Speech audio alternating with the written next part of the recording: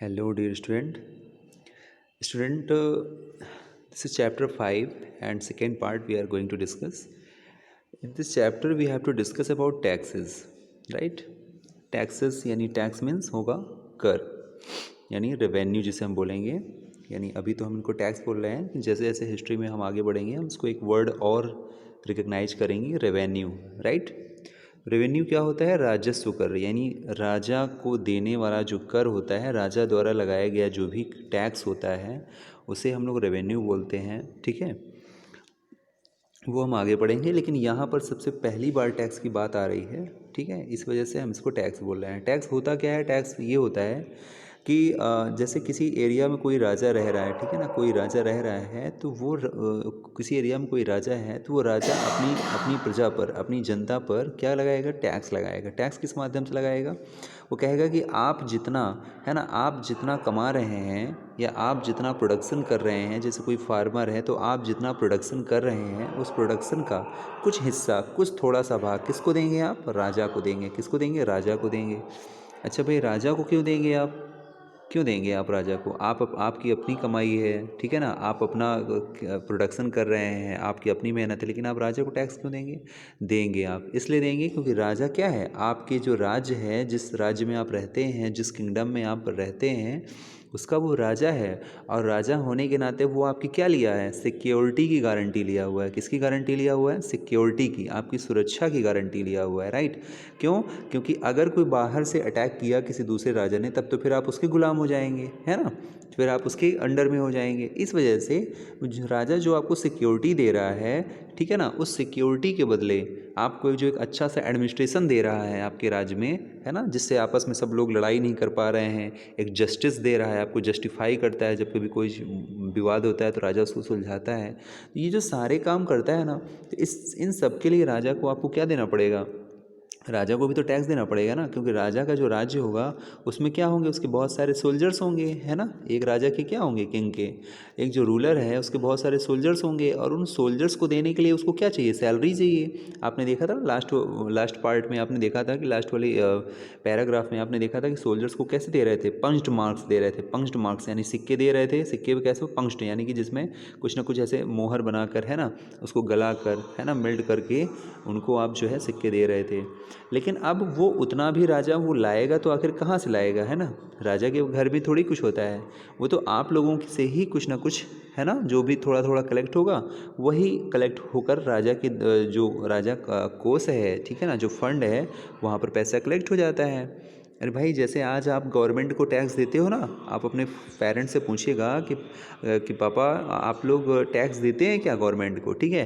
तो जो टैक्स देते हैं ना, तो वो टैक्स गवर्नमेंट के पास इकट्ठा होता है, और गवर्नमेंट उसी से तो फिर हमारी कंट्री का डेवलपमेंट करती है ना, कहीं रोड बनवाती है, कहीं, है ना, कहीं आपके देखा जाए तो जो आपका रेलवे सिस्टम है, ट्रांसपोर्ट सिस्टम है, ठीक है, इरिगेशन सिस्टम है आपका, ये इलेक्ट्रिसिटी डिपार्टमेंट है, तो ये सब जितना भी प्रिपेयर होता है, इन सब में जो भी खर्च आता है, ये जो आप गवर्नमेंट को टैक्स देते हो ना, उसी टैक्स से ही सब कुछ प्रिपेयर होता है। इसका मतलब ये है कि जिस देश के लोग अगर टैक्स की चोरी करते होंगे, है ना, टैक्स नहीं देते होंगे, वो देश तरक्की नहीं कर पाएगा, वो देश डेवलपमेंट नहीं हो पाएगा उस देश का, ठीक है ना, डेवलप्ड नहीं बन पाएगा, राइट। इसलिए हमें अपनी कंट्री में क्या करना चाहिए? हमें अपनी कंट्री में रहते हुए टैक्स देना भी चाहिए, ठीक है ना, this is our responsibility, right.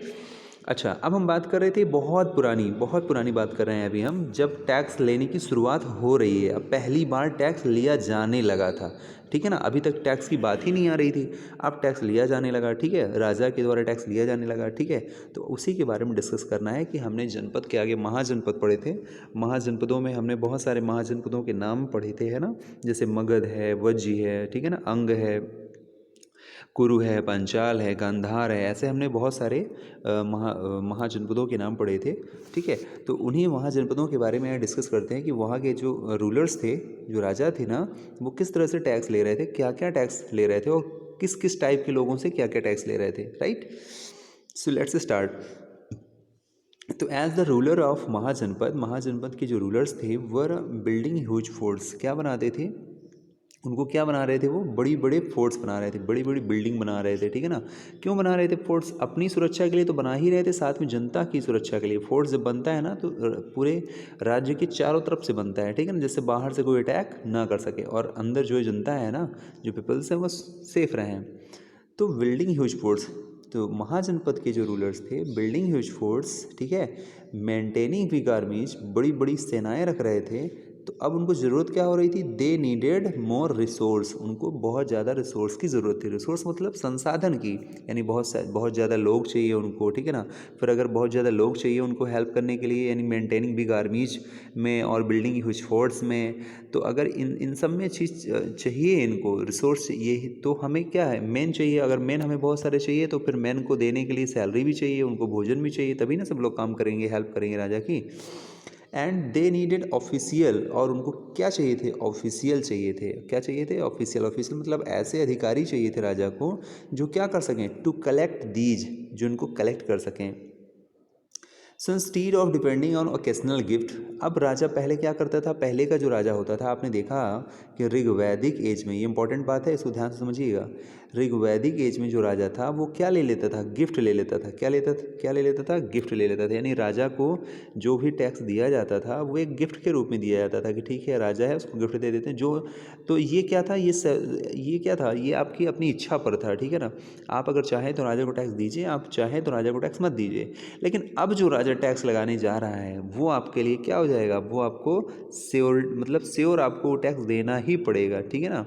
Certainly आपको टैक्स देना ही पड़ेगा। तो यानी कि इसका मतलब क्या है? ऋग्वैदिक एज का जो टैक्स था वो डिफरेंट था, ठीक है ना। लेकिन अब जो ऋग्वैदिक एज के आगे आप पढ़ रहे हैं, ठीक है ना, वो उसमें आप पढ़ेंगे, आप कह सकते हैं कि अहेड ऑफ ऋग्वैदिक एज, उसमें आप देखेंगे कि राजा जी ने जो टैक्स लेने का सिस्टम बनाया था ना, तो राजा ने कहा कि अब मुझे गिफ्ट विफ्ट नहीं चाहिए, ठीक है ना, अब मैं एक टैक्स फिक्स करने जा रहा हूँ, उतना पैसा मुझे हर घर से चाहिए ही चाहिए, ठीक है।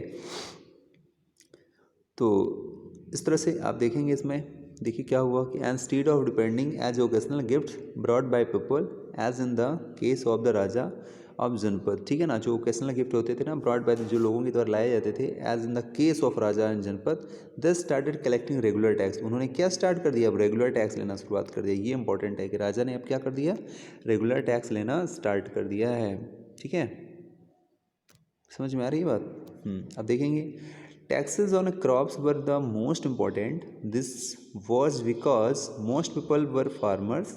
Usually the tax was fixed at 1/6 of what was produced. क्या मतलब है कि टैक्स ऑन क्रॉप्स, पहली बार तो टैक्स उनके ऊपर लगाया गया जो क्रॉप्स, फसलें उगाते थे, यानी कि फार्मर्स। ये सबसे इंपॉर्टेंट था। अगर आपसे पूछा जाए कि टैक्सेस में सबसे इंपॉर्टेंट क्या था, तो आप बोलेंगे टैक्सेस ऑन क्रॉप्स। टैक्सों में सबसे इंपॉर्टेंट क्या है? टैक्सेस ऑन क्रॉप्स, यानी क्रॉप फसलों से जो लिया गया टैक्स वो सबसे इंपॉर्टेंट था। दिस वॉज बिकॉज, इसलिए इंपॉर्टेंट था बिकॉज मोस्ट पीपल, जो ज़्यादा से ज़्यादा लोग थे, वर फार्मर, किसान ही होते थे। यूजुअली द टैक्स, जो टैक्स लिया जाता था उनसे, वॉज फिक्स्ड एट 1/6। ये आपको याद रखना है कि टैक्स का जो अमाउंट फिक्स किया गया वो 1/6 किया गया। व्हाट वॉज प्रोड्यूस्ड, जो कुछ भी प्रोड्यूस्ड होता था। This was known as a bhaga और शेयर, ठीक है ना, इसको हम भाग और शेयर बोलते थे।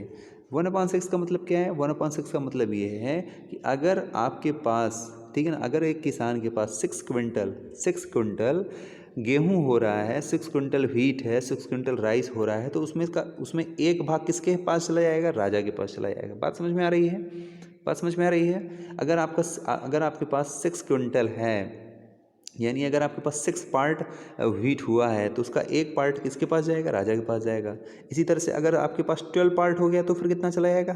2, राजा को 2 देना होगा। अभी 6 में 1 दे रहे थे, तो 12 में 2 देंगे आप, ठीक है ना। इसी तरह से यहाँ पर आप मल्टीप्लाई करते हुए चले आइए। इसका मतलब अगर 100 तक अगर आप पहुँच गए, अगर आपके पास 100% कोई चीज़ हो रही है, तो 100% का 16% आपको राजा को देना पड़ेगा, ठीक है ना। 16% एबव आपको राजा को देना पड़ेगा। ये राजा ने यहाँ फिक्स कर दिया, तो ये आपको बात याद कर लेनी है।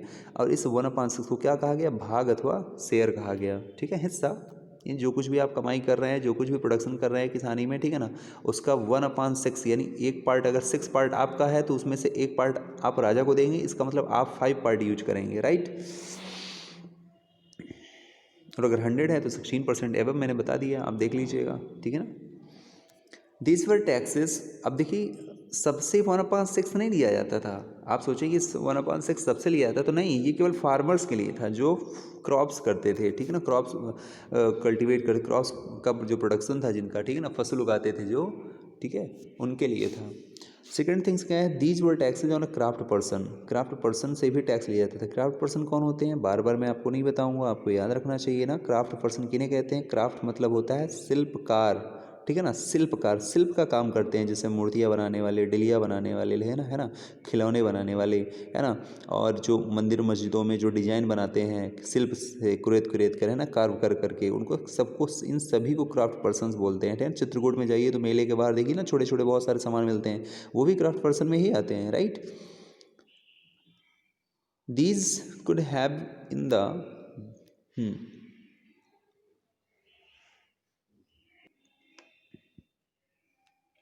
This could have been in the form of labour.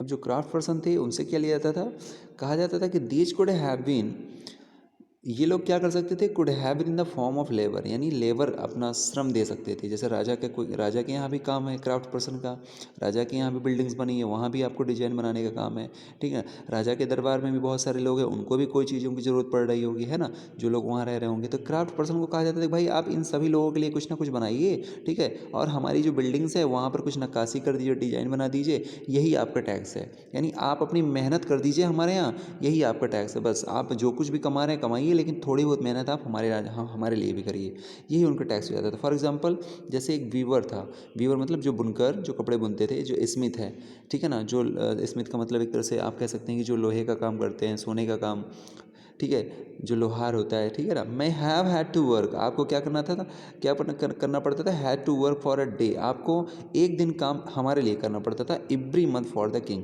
यानी राजा के लिए आपको प्रत्येक महीने में, यानी एक महीने में कितने डेज होते हैं, 30 डेज होते हैं मान के चलिए, है ना, तो 30 डेज में एक दिन आपको हमारे लिए काम करना है, यानी 29 डेज तो आप अपने लिए काम करिए, एक दिन हमारे हमारे लिए काम करती थी। बड़ा इजी टैक्स था, कोई इतना टफ नहीं था जो राजा ने टैक्स लगाया था। आगे चल के फिर ये टफ हो जाता है, आगे चल के जो दिल्ली सल्तनत में हम पढ़ेंगे ना, फिर वहाँ पर हम क्लास 7th में पढ़ेंगे, वहाँ पर टैक्स ज़्यादा टफ कर दिया गया था, 1/6 नहीं लिया जाता था, फिर वहाँ पर तो ज़्यादा लिया जाता था, और सभी से कुछ ना कुछ लिया जाता था, ठीक है। लेकिन अभी यहाँ पर जो टैक्स लग रहा है वो इतना टफ नहीं है, बहुत ईजी है, दे सकते हैं आप। Herders are also expected to pay tax, जो हर्डर्स थे, जो जानवरों को चराते थे, है ना, चरवाहे थे, उनसे क्या एक्सपेक्ट किया गया कि इन the form of animals and animal produce, जो कुछ भी एनिमल से प्रोड्यूस हो रहा है, जैसे मिल्क है, जो भी आप घी प्रिपेयर कर रहे हैं, ठीक है ना, इनका कुछ ना कुछ भाग आप राजा के यहाँ पहुँचाएंगे। There were also taxes on goods, सामान भी, गुड्स का भी टैक्स किए, कोई सामान आप हमें देंगे, है ना, these are also taxes on goods that were bought and sold through trade, यानी व्यापार, जो व्यापारी लोग होते थे उनसे कहा जाता था कि कुछ सामान आप हमसे भी व्यापार करेंगे, ठीक है। एंड द हंटर गैदरर्स, जो हंटर गैदरर्स थे ना, सबसे नीची जात वाले, एक तरह से घुमक्कड़ी अभी भी थे हंटर गैदरर्स, बहुत सारे लोग, ठीक है। अभी हंटर गैदरर्स से हम लोग डेवलप्ड होते होते देखिए जनपद में आ गए, महाजनपद में आ गए, राजा बनने लगे, लेकिन अभी भी बहुत से लोग हंटर गैदरर्स थे, फर्स्ट चैप्टर से पढ़ते चले आ रहे हैं हम लोग, है ना, एंड अभी भी हैं भारत के बहुत सारे एरिया में हंटर गेदर्स थे, ठीक है ना। तो उनको क्या कहा गया कि also had to provide the forest produce of to the raja, यानी जंगलों से जो कुछ भी लकड़ियाँ मिल रही हैं, फ्रूट्स मिल रहे हैं, और बहुत सारी मेडिसिन जो दवा होती है ना, औषधियाँ, वो जो कुछ भी आप फॉरेस्ट में है वो आप हमें दोगे। कुल मिला के आप यहाँ पर इंपॉर्टेंट क्या है, लर्न करने वाली बात ये है कि आप ये देख रहे हैं कि सबके लिए अलग अलग टैक्स है। तो एग्जाम में यही पूछा जाता है कि टैक्स ऑन जो क्रॉप्स था वो कैसा था, ठीक है ना, जो टैक्स ऑन क्राफ्ट पर्सन कैसा था, ठीक है ना, हर्डर से टैक्स कैसे लिया जाता था, ठीक है, ट्रेड पर, व्यापार पर टैक्स कैसे लिया जाता था, हंटर गैदरर से टैक्स कैसे लिया जाता था, ये आपको याद करने वाली बात है, ठीक है, ये इंपॉर्टेंट था आपके लिए। आई hope you will be understanding, right. अब हेडिंग है चेंजेस इन द एग्रीकल्चर। अब एग्रीकल्चर में क्या आ रहा है, चेंज आ रहा है, यानी कृषि में क्या आ रहा है, चेंज आ रहा है, खेती कैसी हो रही है, एक उसमें परिवर्तन आ रहा है। क्यों परिवर्तन आ रहा है, क्योंकि आपको मैंने पहले बताया था कि जो आयरन है ना वो डेवलप्ड हो गया था, आयरन क्या हो गया था, डेवलप्ड, यानी आयरन डिस्कवर्ड भी कह सकते हैं आप, डिस्कवर्ड का मतलब उसकी खोज हो गई थी आयरन की, जबकि आपने हड़प्पा सिविलाइजेशन में पढ़ा था कि आयरन की खोज नहीं हुई थी। उसके पहले आपने हंटर गेदर्स पैलेओलिथिक, वहाँ पर तो आयरन की खोज हुई ही नहीं थी, ठीक है।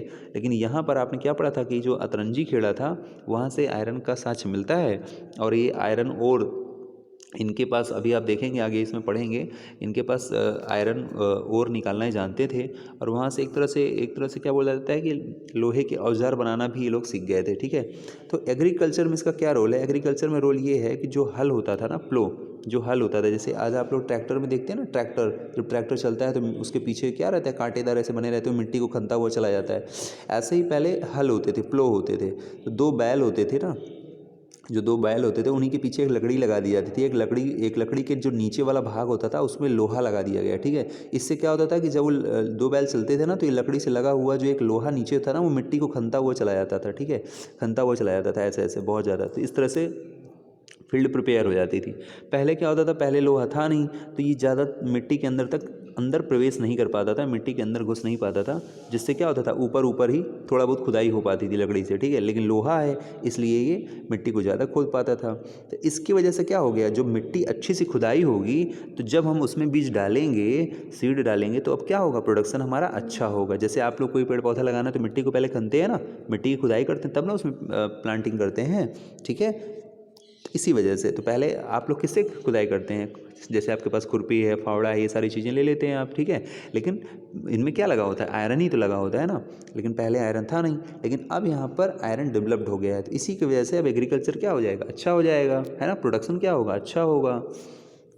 देखिए, there were two major changes in the agriculture. Agriculture में दो बड़े बड़े चेंजेस आए, परिवर्तन है। पहला क्या था, वन क्या था, ये इंपॉर्टेंट है कि दो चेंजेस आए। पहला क्या था, one was the growing use iron ploughshare. क्या हो गया था, अब आयरन प्लोसेयर आ गया था। ठीक है, आयरन का इस्तेमाल होने लगा था। This made that the heavy clay soil and could be turn over the better, यानी जो भारी भारी जो मिट्टी थी, जो टाइट मिट्टी थी, वो क्या हो रही थी, बड़ी आसानी से उसको खुदाई हो रही थी।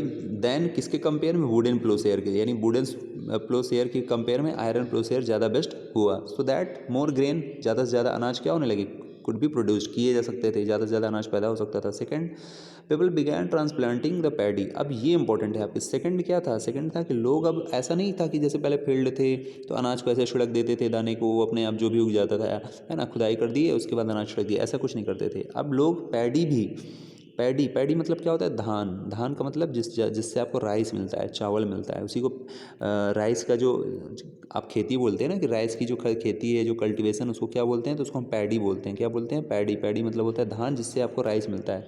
तो पैडी वाले भाई क्या होते हैं, जो पैडी होता है, ये कैसा होता है, इसके बीज नहीं लगाए जाते।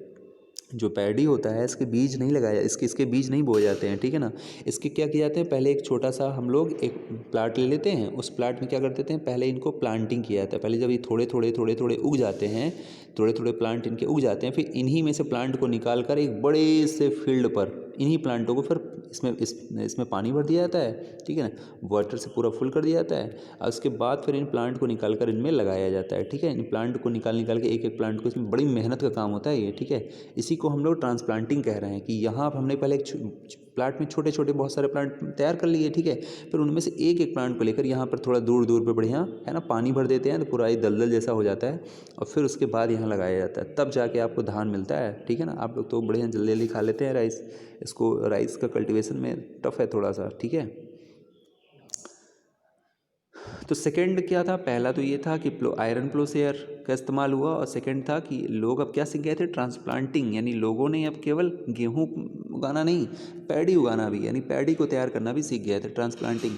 This meant that then instead of scattering seed, यही मतलब बता रहा है कि स्कैटरिंग द सीड को फैलाने के बजाय ग्राउंड में, फ्रॉम विच प्लांट्स क्या करते थे, उन प्लांटों को वुड भी स्प्राउट, उगाया जाता था, पहले स्प्राउट किया जाता था, पहले पैदा एक छोटे छोटे प्लांट उगा लिए जाते थे स्प्राउट, और फिर किया गया था सैपलिंग वर ग्रोन, यानी उन प्लांटों को फिर प्लांटिंग किया जाता था, उनको लगाया जाता था, and then planted in the fields.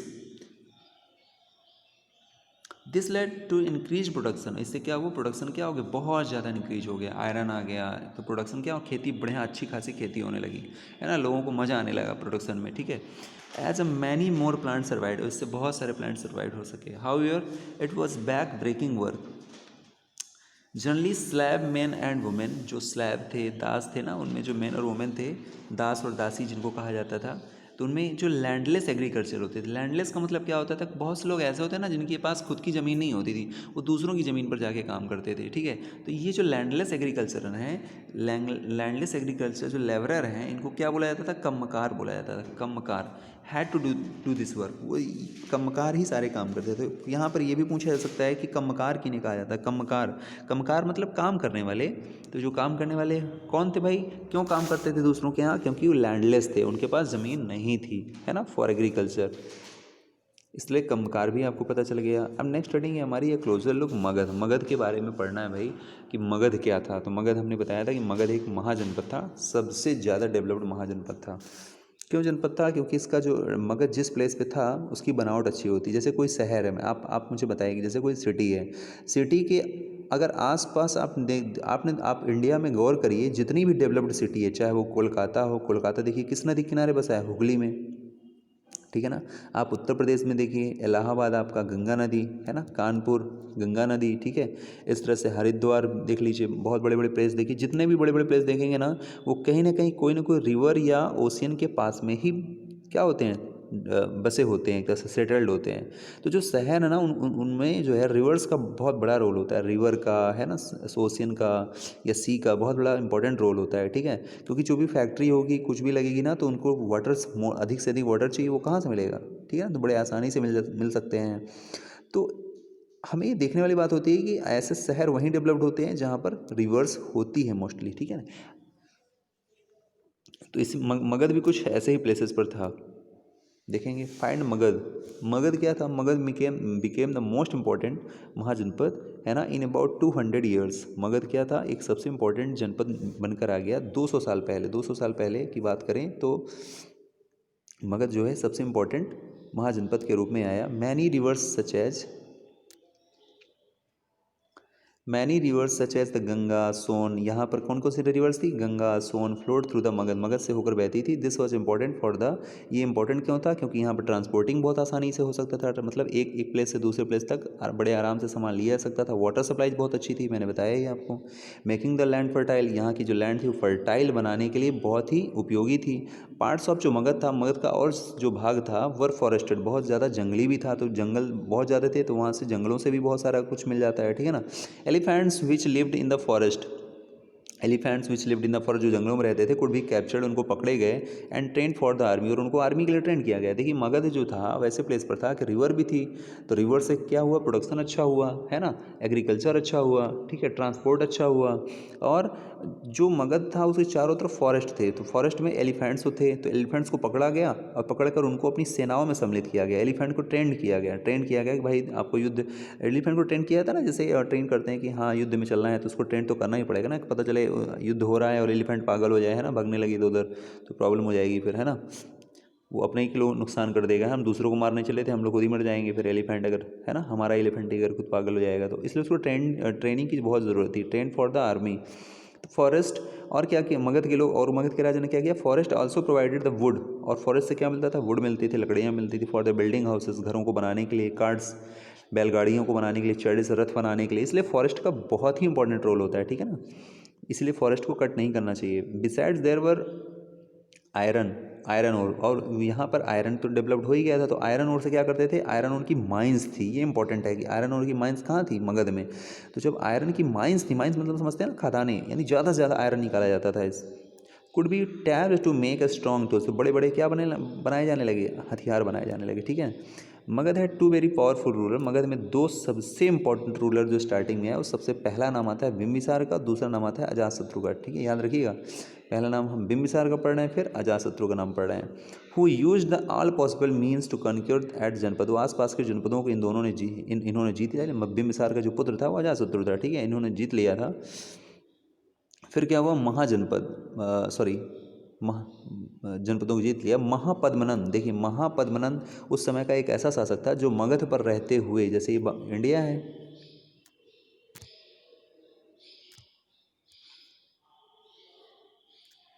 जैसे इंडिया है तो मगध यहाँ पर है, और आपका जो वेस्ट है वो ये है, नॉर्थ ये है, ईस्ट ये है आपका, ठीक है ना, और साउथ ये है।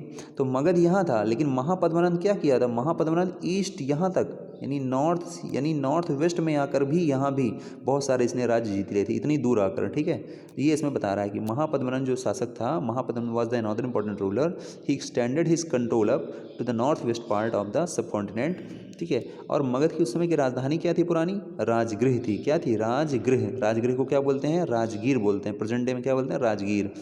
आज हम उसको राजगीर बोलते हैं। पुरानी राजधानी यही थी, सबसे पहली राजधानी राजगृह थी। इसके बाद Bihar was the capital of Magadh for several years, और बिहार भी क्या था? Bihar was the capital of Magadh for several years, कई सालों तक रहा। ठीक है, later the capital was shifted in the Pataliputra, लेकिन बाद में क्या हो गया? पाटलिपुत्र हो गया, यानी पाटलिपुत्र मतलब पटना। और आज भी बिहार की कैपिटल क्या है? पटना ही है। तो पहले क्या बनी? पाटलिपुत्र बनी। पहले थी राजगृह, फिर बाद में पाटलिपुत्र बनी। मोर देन 2300 सब। देखिए मगध का काम खत्म यहाँ से, लेकिन मगध की कुछ विशेषता और भी है कि मगध में इतनी बड़ी सेना थी। ठीक है ना, उनके पास बताया ना कि भाई हाथियों की सेना रख रहे हैं, आयरन आ गए तो बहुत बड़ी बड़ी पैदल सेना, हाथियों वाली सेना है ना, घोड़े में सेना, बहुत सारी सेना थी। तो मगध में इतनी पावरफुल सेना थी, उसका असर देखने के लिए मिलता है कि जो सिकंदर आता है, सिकंदर, ठीक है ना, सिकंदर को हम लोग क्या बोल रहे हैं यहाँ पर? अलेक्जेंडर बोल रहे हैं। ठीक है ना, यही है अलेक्जेंडर। ये जो सिकंदर आता है, अलेक्जेंडर आता है, ये अलेक्जेंडर मगध की सेना को देखकर, यानी इन अलेक्जेंडर की जो सेना है ना, अलेक्जेंडर कहाँ का था भाई? देखिए पढ़ ही लेते हैं इसको, पढ़ते हैं फिर समझते हैं इसको। ठीक है, देखिए क्या था? मोर देन 2300 ईयर्स एगो, क्या हुआ इतने साल पहले? ये रूलर नेम्ड अलेक्जेंडर, जिसका नाम अलेक्जेंडर था, जिसको हिंदी में आप सिकंदर बोल रहे हैं, who lived in the Makduniya in Europe, यानी यूरोप में एक है ना मकदूनिया देश है, वहाँ से ये आया था। Wanted to become the world conquer, यानी संसार को जीतने चला था ये। और of course he did not conquer the world, वो संसार को क्या करा? जीत नहीं पाया। But did conquer parts of the Egypt and West Indies. देखिए संसार को जीतने का उसका स्वप्न था, लेकिन संसार को कैसे जीत पाएगा, है ना? नहीं पूरा जीत पाया, लेकिन बहुत सारा भाग उसने जीत लिया था। इजिप्ट एंड वेस्ट एशिया को जीत लिया था। And came to the Indian subcontinent, उसको लगा कि मैं भारत भी जाऊँ और भारत जाके क्या कर लूँ? मैं भारत के राज्यों को भी जीत लूँ। लेकिन जैसे ही reaching the banks of the Beas, जैसे वो ब्यास नदी के पास पहुँचते हैं, ब्यास नदी कहाँ है? मैंने आपको बताया था ना, झेलम चिनाब, यानी जब हड़प्पा सभ्यता बताया था तो ब्यास यहीं पर था। ठीक है ना, ब्यास नदी, ब्यास और सतलज बताया था। तो जैसे ही इनकी सेना ब्यास नदी के पास आती है, तो इनकी सेना क्या करती है? इस नदी को पार करने से मना कर देती है। क्यों? क्योंकि इधर किसका शासन था? मगध का शासन था। और मगध के शासन में उनको पता था कि यहाँ पर इनकी कितनी बड़ी बड़ी सेना है, जिससे उनकी सेना डर गई थी अलेक्जेंडर की। ठीक है ना, और जब सेना ही नहीं जाएगी तो अलेक्जेंडर क्यों जाएगा? फिर अलेक्जेंडर भी डर गया, राइट? भाई मैं अकेले क्या करूँगा? ठीक है, तो ये देखिए, of course he did not conquer the world, but did conquer parts of Egypt and West Asia and came to the Indian subcontinent, reaching up the banks of Beas। जैसे ही वो पहुंचता है तो when he wanted to march further eastward, जैसे ही वो सोचता है कि मैं अब क्या करूं, इधर की ओर ईस्टवर्ड की तरफ जाऊं जीतने के लिए, तो his soldier refused, उसके सोल्जर ने मना कर दिया कि भैया हम नहीं जाएंगे उधर। ठीक है ना, क्योंकि ये जो रिवर है ना ब्यास, इसके पार में किसका शासन है? मगध का शासन। मगध एक ऐसा राज्य है जहाँ पर बहुत बड़ी बड़ी सेनाएं हैं। ठीक है ना, देवर स्केयर्ड, वो भयभीत थे। एज दे हैड हर्ड, क्योंकि उन्होंने सुन रखा था कि द रूलर्स ऑफ इंडिया, जो भारत के शासक थे, हैड वास्ट आर्मी, उनके पास बहुत बड़ी पैदल सेना है, साथ ही साथ चैरियट्स हैं, रथ भी हैं, एंड एलिफेंट्स भी हैं। इस वजह से डर गए थे। तो ये अपने आप में एक बड़ी बात थी। ठीक है, नेक्स्ट स्टार्टिंग है क्लोजर लुक वज्जी। अब देखिए वज्जी भी क्या है आपका? वज्जी भी आपका एक महाजनपद है, लेकिन ये मगध से जस्ट थोड़ा अपोजिट है। मगध में क्या था? एक शासक होता था, ठीक है, उसी के अंडर में सारा कंट्रोल होता था। लेकिन वज्जी में ऐसा नहीं था। वज्जी में क्या था? वज्जी में कई छोटे छोटे जो राजा थे, वज्जी में कई छोटे छोटे राजा थे, उनका जो समूह था वो मिलकर वज्जी में शासन करता था। वो मिलकर क्या करता था? वज्जी में शासन करता था। वज्जी में छोटे छोटे बहुत सारे प्लेसेस थे, और उन प्लेसेस के छोटे छोटे राजा भी थे। छोटे छोटे राजा नहीं, मतलब छोटे छोटे प्लेस के राजा थे, राइट? तो वो जो राजा थे ना, तो वो राजा मिलकर क्या करते थे? वज्जी को कंट्रोल करते थे। वज्जी पर अगर कोई अटैक करता था तो ये सारे राजा मिलकर उसका अटैक का सामना करते थे। वज्जी कुछ ऐसा था। क्या हुआ कि while Magadh became a powerful kingdom, जैसे ही मगध क्या हुआ? एक पावरफुल किंगडम के रूप में आया। Vajji aids with capital Vaishali Bihar, यानी उसी समय वज्जी भी बिहार में क्या था? वज्जी भी एक पावरफुल किंगडम के रूप में आया, जिसकी कैपिटल क्या थी? वैशाली। और मगध की कैपिटल क्या थी? पहले राजगृह थी, फिर बाद में क्या हो गई? पाटलिपुत्र हो गई, याद रखिएगा। Was under different from the government, लेकिन वज्जी जो था वो कई सारी गवर्नमेंट के अंडर में था। ये मैंने बताया ना कि कई सारी राजाओं के अंडर में वज्जी था। Known as the gana and sangha, उसको क्या बोला जाता था? गन। गन बोला जाता था, गन या संग। गन मतलब ये देखिए गन दिया हो, गन मतलब बंदूक नहीं, देखिए गना बोला जाता था। तो गना का मतलब क्या है? गन मतलब समूह होता है। It is used for a group that has it use for a group that has the many member, जिस जहाँ पर एक ऐसा ग्रुप जहाँ पर बहुत सारे मेंबर होते हैं। संघ, संघ क्या है? संघ मीन्स ऑर्गेनाइजेशन और एसोसिएशन। याद रखिएगा, संघ, ये बार बार पूछा जाता है संघ क्या है? संघ एक संगठन है, संस्था है ना, ये संघ होता है। गण और संघ, right.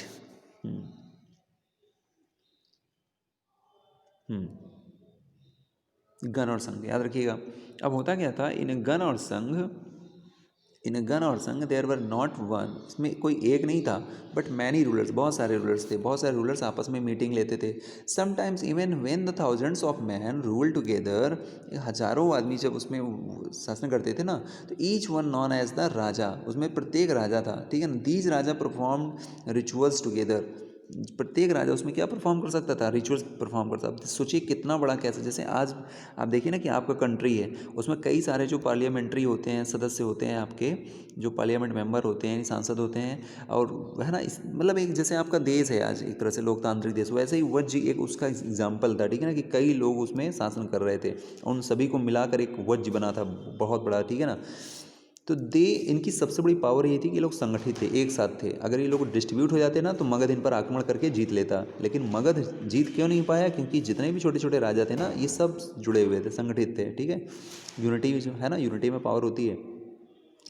They also met in assemblies, वो सभाएं लेते थे, मिलते जुलते रहते थे, ठीक है। And decided what had to be done and how through discussion and debate, यानी डिस्कशन करते रहते थे, डिबेट करते रहते थे। डिबेट मतलब आपस में बातचीत करते रहते थे कि हमें आगे क्या करना चाहिए वज्जी के लिए, विकास के लिए। For example if they were attacked by any enemy, अगर कोई दुश्मन उनके ऊपर अटैक कर भी दिया तो they met to discuss what should be done to meet the threat, वो डिस्कस कर लेते थे, पता लगा, विचार कर लेते थे कि हमें क्या करना चाहिए।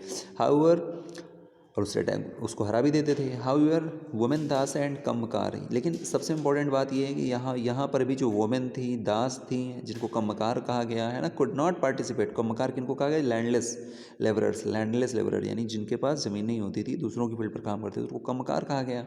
दास आप जानते ही हैं, ठीक है।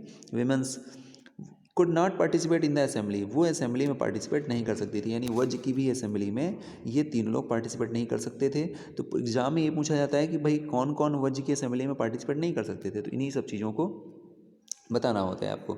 Both the Buddha and Mahavir, Buddha और महावीर, जो about home you will read in chapter 6 में आप पढ़ेंगे बुद्ध और महावीर के बारे में।